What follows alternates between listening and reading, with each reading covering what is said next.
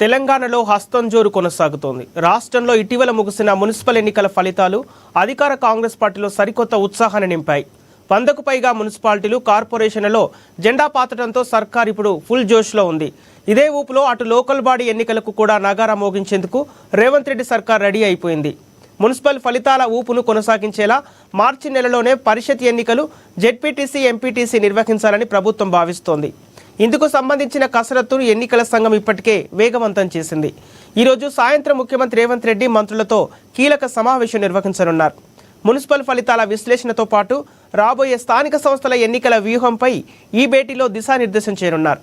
అలాగే తెలంగాణ అన్నదాతలకు ప్రభుత్వం తీపి కబురు అందించింది. యాసంగి పెట్టుబడి సాయం, రైతు భరోసా నిధులను ఈ నెల 17వ తేదీన విడుదల చేయాలని ప్రభుత్వం నిర్ణయించినట్లు సమాచారం. మున్సిపల్ ఎన్నికల కోడ్ ముగియగానే నేరుగా రైతుల ఖాతాల్లోకి నగదు జమ కానుంది.